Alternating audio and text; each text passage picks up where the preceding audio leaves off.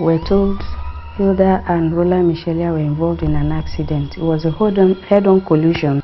I was so sure my sister was dying. She was considered dead.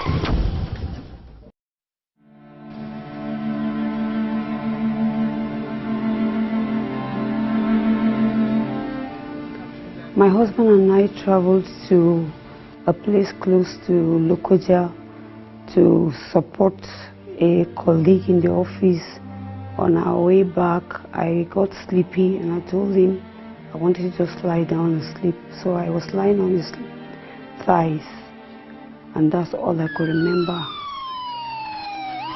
They packed all the dead bodies from the accident venue, including her. She was considered dead until he noticed a twitch, he said, on her, I think, a right finger, and he said he thinks one of them is alive.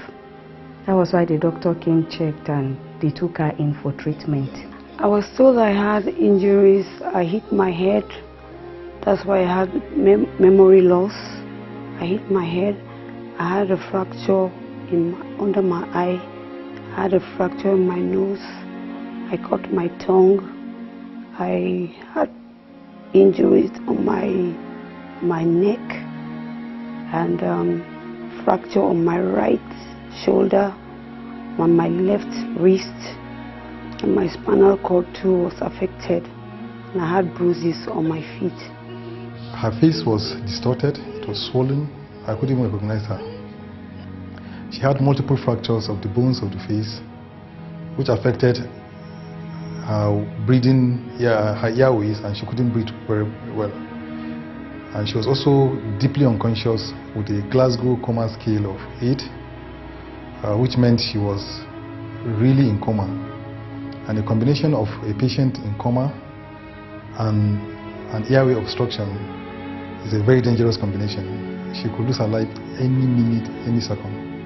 I wasn't sure she was going to come out of this. My sister was dead. She was cold. The doctors didn't give us much hope. They said her lungs were going to pack up any minute. They told us her body has shut down. Once in a while, even in the unconscious state, she will ask for her husband and say she needs to see him. Now, when she regained consciousness, we noticed that she had amnesia.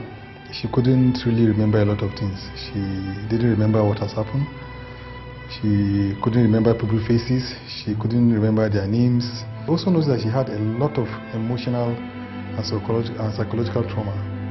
Having lost a husband, she was going through a grief. People were there physically, supporting their presence. The hospital was turned upside down, to the point that the hospital officials were asking, who is this patient? Is she a minister?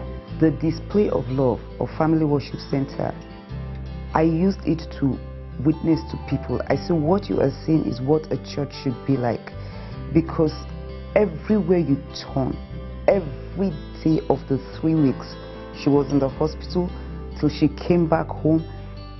Every Sunday, as a matter of fact, we make arrangements for Sundays, because Sundays after church the house is full. These ones are bringing money, these ones are bringing gifts, these ones are just loving her. I've never seen anything like it. That's the truth. For her to have gone through all this set of surgeries and to come out in one piece, for me, it just shows that God has been in this and God has been with her. God brought her back from death. I always tell people, if you've never seen a miracle of a dead person coming back to life, come, I will show you one. But the fact that she survived the accident, that is a miracle. The fact that she was battered in and out, her body, her bones, and she survived and she's recovering on a daily basis, that is a miracle. People have gone through surgeries but didn't make it out. I made it out. I've gone through a series of surgeries. I was even told in the hospital that my jaw was disconnected. The doctors were still thinking of how to go about doing the surgery for the jaw, but God miraculously healed the jaw. I'm experiencing a new walk with God that I never had before the accident. She is a living, walking miracle that only God could have done.